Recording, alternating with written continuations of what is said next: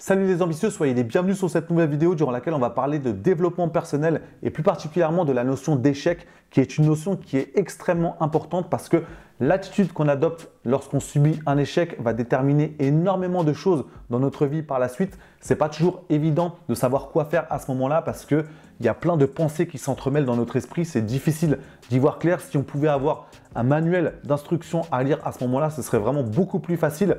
Donc dans cette vidéo, on va décortiquer cette notion d'échec, voir quelle attitude adopter et comment l'adopter. Je vais prendre des exemples dans mon domaine, dans mon parcours personnel. Donc ce n'est pas pour me glorifier ou pour dire que je suis plus fort que les autres, c'est tout simplement parce que c'est le parcours que je connais mieux vu que c'est le mien.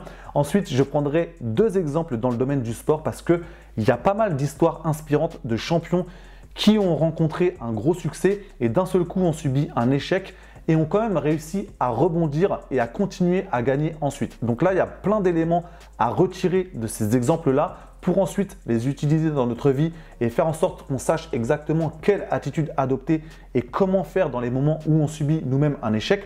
Donc ça, c'est tout ce qu'on va voir dans cette vidéo. L'objectif est vraiment d'être mieux armé lorsqu'on subit ce genre d'événement pour ne pas signifier la fin de notre carrière d'investisseur ou la fin de telle ou telle chose qu'on avait à cœur de faire et tout simplement de s'en servir comme un excellent moyen de rebondir, de grandir et de continuer à progresser. Petite parenthèse, au moment où je tourne cette vidéo, ça fait même pas 24 heures que la vidéo précédente a été mise en ligne parce qu'au moment où je tourne celle-ci, nous sommes le lundi 20 septembre.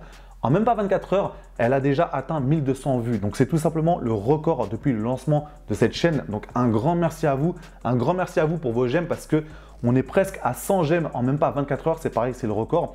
Pareil pour vos commentaires, c'était hyper intéressant de regarder, de répondre, d'échanger par rapport à ça parce que c'est aussi les moments où c'est essentiel en fait de ne pas être seul parce que si on reste seul, peut-être qu'on va vivre ces obligations du Haut Conseil de stabilité financière comme un gros frein. On va perdre peut-être sa motivation parce qu'on se dit j'étais très bien parti et d'un seul coup on me bloque. Donc ça peut être quelque chose qui est difficile à vivre. On va voir aujourd'hui dans cette vidéo comment réagir en cas d'échec entre guillemets parce qu'on va voir qu'il y a une définition aussi à avoir par rapport à ça. Mais vraiment cette vidéo ça a été juste un truc de dingue, hein. Vous avez été complètement dingue de faire exploser tous les compteurs et j'insiste là-dessus, le fait d'avoir cette communauté ça permet de s'enrichir mutuellement parce que dans ces moments-là, par exemple, peut-être que vous avez un appartement dans lequel vous avez des travaux qui n'étaient pas prévus, peut-être que vous avez des soucis de locataire. Dans ces moments-là, durant lesquels on a l'impression d'avoir un petit échec qui arrive, durant lesquels on subit un échec, plus vous êtes entouré, plus vous pouvez discuter avec des personnes qui vivent exactement la même chose, plus vous allez vous donner les chances de vivre cela de la meilleure façon possible et de savoir justement comment réagir. Alors tout d'abord, quelle définition pourrait-on donner à l'échec? Certes, il existe une définition officielle, on ouvre un dictionnaire, on regarde ce que signifie échec, mais le plus important c'est quelle est notre définition personnelle de l'échec parce que ça va déterminer énormément de choses dans notre vie. Comment on perçoit cette notion d'échec, quelle valeur on lui attribue, c'est quelque chose parfois qui est profondément ancré en nous, dans notre inconscient, peut-être depuis la plus tendre enfance, la perception qu'on a de l'échec. Donc il faut vraiment des fois se questionner profondément pour essayer de changer les choses. Soit on se dit l'échec a un caractère définitif, c'est-à-dire que j'ai échoué, c'est vraiment un bilan qui ne peut pas être changé par la suite, c'est vraiment quelque chose de définitif, je ne pourrais pas réussir à rebondir. Soit on voit dans l'échec un excellent formateur, un excellent moyen pour en apprendre davantage sur nous-mêmes, pour essayer de se poser les bonnes questions, décortiquer ce qu'on a mal fait pour ensuite réussir à rebondir. Donc ça, c'est deux perceptions totalement différentes de voir l'échec. Bien évidemment, en fonction de la perception que vous avez, vous allez avoir des résultats qui vont être complètement différents par la suite dans tous les domaines de votre vie. Je vais vous redonner une citation que j'avais donnée, je crois, il y a très longtemps dans les premières vidéos, il y a quelques mois dans les vidéos sur cette chaîne. C'est une citation d'un entraîneur de foot qui s'appelle Marcelo Bielsa. C'est mon entraîneur de cœur, c'est mon entraîneur préféré. C'est pas le plus connu, mais c'est quelqu'un de très philosophe. J'adore sa façon de voir les choses. Il nous dit que les moments de ma vie où j'ai le plus progressé sont liés aux échecs, alors que les moments de ma vie où j'ai régressé sont liés au succès. Le succès déforme, nous fait nous relâcher, trompe, nous conduit à nous énamorer excessivement de nous-mêmes. L'échec est le contraire, il est formateur, nous rend solides, nous rapproche de nos convictions, nous rend cohérents. J'adore cette façon de voir les choses parce que je fais vraiment partie des personnes qui voient dans l'échec un excellent formateur, le meilleur professeur qu'on peut avoir dans la vie. Alors certes, sur le moment, ça ne fait pas forcément plaisir, mais avec le recul, on se rend compte qu'en regardant en arrière, on se dit ok, certains échecs de ma vie ont finalement été les meilleures choses qui me soient arrivées parce que par la suite, j'ai réussi à rebondir, j'ai appris des choses dans ces moments-là que je n'aurais peut-être pas appris autrement parce que si tout m'avait souri dans la vie, forcément, il y a des choses que je n'aurais pas pu apprendre. Je vais vous expliquer tout à l'heure un échec que j'ai eu dans ma vie professionnelle. C'était le tout début, avant même de commencer ma vie professionnelle, c'était le moment où j'ai passé un concours, on en parlera juste après. Mais dans ces moments-là, j'ai appris énormément de choses. C'est peut-être aussi votre cas. Dites-le moi dans les commentaires si certains de vos échecs ont été vos meilleurs professeurs parce que ça m'intéresse en fait de savoir comment vous voyez les choses par rapport à ça parce qu'on a tous une perception différente. Mais j'insiste là-dessus.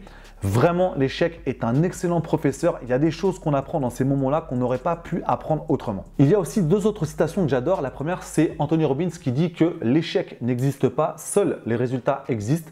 Et ensuite, Thomas Edison, une citation de Thomas Edison qui dit « Je n'ai pas échoué, j'ai simplement trouvé 10 000 solutions qui ne fonctionnent pas ». Ça permet vraiment d'attribuer un caractère provisoire à ce qu'on pourrait appeler l'échec, qui finalement n'en est pas un, c'est simplement un résultat. C'est vraiment ce caractère provisoire qui est important parce qu'on n'est pas dans le côté définitif, en gros j'ai échoué, je ne peux plus y arriver. Certes, j'ai peut-être essayé 10 fois, 15 fois, 20 fois, 30 fois, 40 fois, mais je ne perds pas espoir, je sais que tôt ou tard, je finirai par y arriver. Ça, c'est vraiment une excellente façon de voir les choses. C'est quelque chose qu'il est aussi très important d'inculquer aux enfants, de ne pas avoir peur d'échouer parce que c'est vrai qu'on se rend compte que le côté échec, c'est quelque chose qui peut avoir tendance à faire peur parce que si on attribue un côté négatif à l'échec, finalement, ça finit par bloquer les enfants qui n'essaient même plus d'y arriver. Je le sais parce que je le vois, je le constate, même chez les adolescents, des personnes qui me disent des fois, des ados qui me disent « ça, j'ai jamais réussi à le faire, t'as essayé combien de fois? J'ai essayé une fois, j'arrive pas. » Et en gros, ils se persuadent qu'ils ne vont pas réussir dans tel ou tel domaine. Ça peut être même les maths, hein, quelqu'un qui se dit « j'ai jamais été bon en maths », mais qui finalement n'a jamais réellement essayé de progresser en maths. Donc ça, c'est vraiment un des trucs les plus importants dans l'esprit en fait. Quelle définition vous avez de l'échec? Est-ce que vous avez une définition avec un caractère définitif ou est-ce que c'est simplement un résultat qui est provisoire et qui ensuite peut être modifié? Je vais vous donner maintenant un exemple de mon parcours personnel qui m'a vraiment servi de leçon, un échec qui s'est transformé ensuite en réussite. Ça a vraiment été formateur pour moi à ce moment-là. C'était en 2006. J'avais pas encore 22 ans parce que je suis né en fin d'année. Et je passais pour la première fois de ma vie un concours qui allait signifier le début de ma carrière professionnelle. Donc en gros, l'enjeu de ce concours, c'était obtenir un travail. Donc gros enjeu à ce moment-là. Je bossais énormément pour préparer ce concours, mais je ne bossais pas de la bonne façon. J'avais encore, je pense, un manque de maturité sur certains domaines, même si je pensais être grand, c'était loin d'être le cas. Et finalement, en juillet 2006, donc j'ai déjà réussi à obtenir les écrits. Je suis passé ric-rac pour aller aux oraux. Et aux oraux, je me suis fait laminer, c'était la catastrophe. En juillet 2006, j'ai regardé les résultats et j'ai pas vu mon nom. Donc en gros, j'avais compris que j'avais pas le concours. À ce moment-là, j'avais vraiment l'impression de tomber d'un ascenseur en chute libre. Au niveau émotionnel, c'était très compliqué. En plus, je n'avais même pas anticipé pour au moins avoir un travail l'été, juillet-août, pour commencer à avoir un salaire. Donc mes parents m'avaient dit « Ok, on t'a laissé tranquille pour préparer ce concours-là. Tu ne l'as pas obtenu. Tu n'as même pas pris le temps de chercher un travail pour cet été. » Donc je vous passe les détails, mais ça a été compliqué. Ils m'ont fait la morale et ils avaient clairement raison à ce moment-là. Et je me rappelle très bien, en septembre 2006, lorsque je me suis présenté pour démarrer une nouvelle année scolaire pour préparer ce concours-là, c'était vraiment quelque chose de très intéressant parce que j'avais des potes qui passaient aussi le concours pour la deuxième fois parce qu'ils l'avaient raté, ils n'étaient même pas allés aux oraux et ils s'étaient mis en mode ouais les sujets étaient trop durs, on nous a pas bien formés, en gros c'était pas de leur faute. Et moi je suis arrivé vraiment en septembre en me disant je sais pourquoi j'ai raté, je sais que c'est de ma faute, je sais que je n'ai pas travaillé de la bonne façon, je me suis posé les bonnes questions, je sais que ça je ne l'ai pas bien fait, ça je ne l'ai pas bien fait, je vais transformer ma façon de travailler cette année, je vais aussi discuter avec des personnes qui ont déjà réussi à obtenir le concours pour vraiment sortir de ce côté je travaille dans mon coin et vraiment parler avec des personnes qui ont réussi pour essayer d'avoir des informations concrètes de personnes qui savent exactement de quoi elles parlent. Donc j'avais vraiment pas du tout la même façon de voir les choses et finalement ce résultat qui aurait pu être considéré comme un échec n'était qu'une transition et j'ai réussi en 2007 à obtenir ce concours. Donc ça, c'est vraiment quelque chose dont je suis fier parce que à ce moment-là, et je le sais parce que mes potes qui ont raté le concours en 2006 et l'ont repassé en 2007, l'ont aussi raté en 2007 et ne l'ont jamais obtenu. C'est vraiment comment on perçoit les choses qui détermine énormément de choses par la suite. Ça, c'est vraiment des moments qui m'intéressent, même si sur le coup, c'est pas forcément facile à vivre parce que quand on regarde sur une vie, il n'y a pas forcément beaucoup de moments clés, mais ces moments clés sont extrêmement importants parce que la décision qu'on prend à ce moment-là va avoir un impact énorme par la suite. L'attitude qu'on a à ce moment-là détermine énormément de choses. Soit on se met en mode échec définitif, soit on se met en mode échec provisoire, simplement un résultat qui peut être transformé par la suite. Et on se rend compte par la suite que ça peut avoir une grosse différence de trajectoire entre deux personnes qui à un moment donné étaient proches et finalement au bout de 5 ans, 10 ans, elles sont totalement opposées l'une à l'autre avec des trajectoires différentes parce qu'elles ont pris une décision différente, elles ont eu une attitude différente par rapport à l'échec. Donc ça, c'était un exemple sur ma vie personnelle. Maintenant, on va prendre un premier exemple dans le domaine du sport parce qu'il y a énormément d'histoires inspirantes. C'est une histoire qui concerne Michael Jordan, pour moi le basketteur le plus fort de tous les temps. On ne va pas rentrer dans le débat, mais moi, c'est ce que je pense et j'ai des arguments pour ça. C'était en 95, donc ça fait maintenant 26 ans. Donc il avait déjà gagné 3 titres NBA en 91, 92, 93. En 93, son père s'est fait assassiner, il a arrêté le basket, il est parti faire du baseball et il est revenu du coup, il s'est arrêté 1 an et demi, il est revenu dans la saison 94-95. Ils ont été qualifiés pour les playoffs en fin d'année avec les Chicago Bulls et ils se sont fait éliminer. Donc là, clairement, tout le monde lui est tombé dessus en mode il est revenu, mais finalement c'est plus le même Michael Jordan. I think people made their own opinions about, well, maybe he's lost his step, maybe he's not the same player. Jordan lost it. Another turnover for Michael Jordan, who has had his difficulty. All of a sudden, he physically didn't have the presence at that particular time to do what he needed to do, and he wanted to get it done so badly.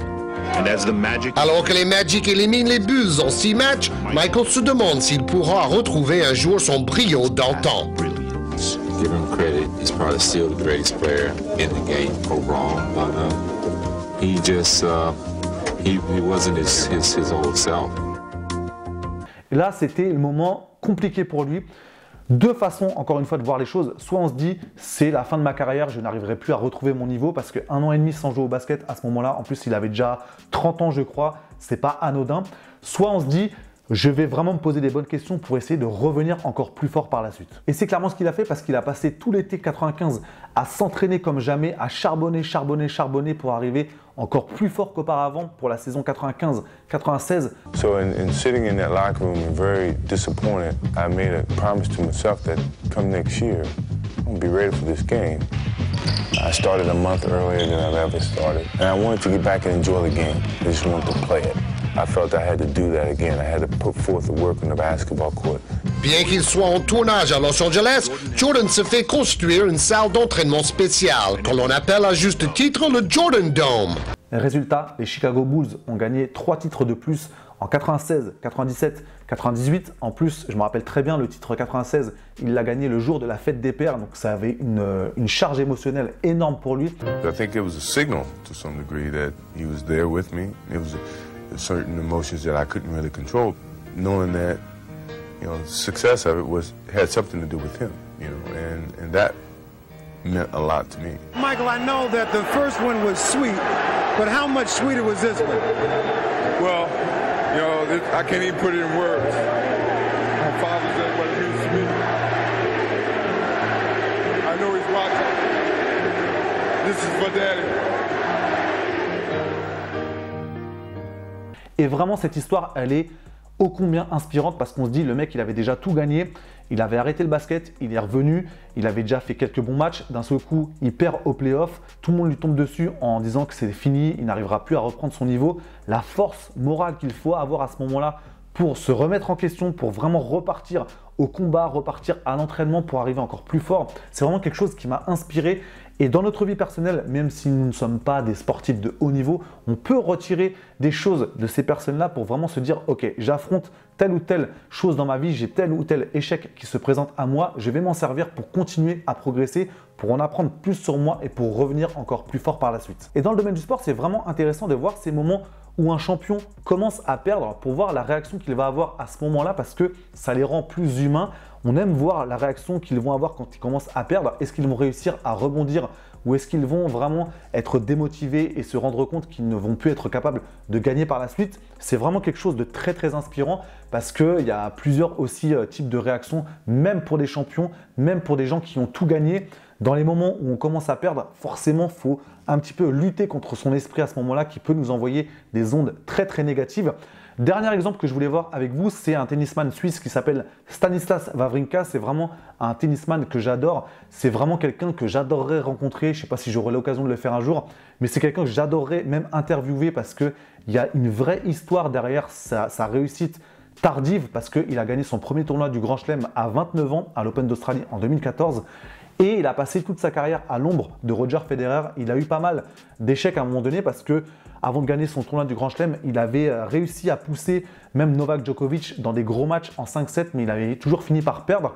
Donc réussir à sortir de ça, à se relever pour réussir à gagner des tournois du Grand Chelem, c'est vraiment quelque chose d'inspirant. Après, des histoires dans le sport, il y en a plein. Vous avez peut-être même des exemples que vous pourrez me dire dans les commentaires. Et même en dehors du sport, il y a aussi des exemples de personnes qui ont d'un seul coup rencontré, qui ont subi un échec et qui ont quand même réussi à rebondir. Ou à l'inverse, des personnes qui avaient du succès, qui ont rencontré un échec qui a signifié la fin de leur carrière dans tel ou tel domaine. Donc c'est vraiment quelque chose que je voulais voir avec vous aujourd'hui parce que j'insiste là-dessus, l'attitude qu'on a dans ces moments d'échec détermine énormément de choses par la suite dans notre vie et surtout la définition que nous avons de l'échec va vraiment tout déterminer parce que soit on attribue à l'échec un caractère définitif, soit on attribue à l'échec un caractère provisoire et qu'on se sert vraiment de ça pour continuer à en apprendre sur soi-même, pour vraiment avoir ce caractère formateur de l'échec. C'est pour ça que je dis que l'échec est finalement notre meilleur professeur. Nous voici maintenant arrivés à la fin de cette vidéo. Si elle vous a plu, mettez un maximum de pouces en l'air et dites-moi dans les commentaires comment vous percevez l'échec. Est-ce que vous lui attribuez un caractère définitif ou est-ce que vous vous en servez pour vraiment progresser, pour vous poser les bonnes questions et qu'avec le recul, vous vous rendez compte que c'est vraiment dans les moments d'échec que vous avez vraiment progressé dans votre vie. Donc dites-moi tout cela dans les commentaires. Comme d'habitude, on pourra échanger par rapport à ça. Je vous remercie pour votre attention et je vous dis à très bientôt pour la prochaine vidéo.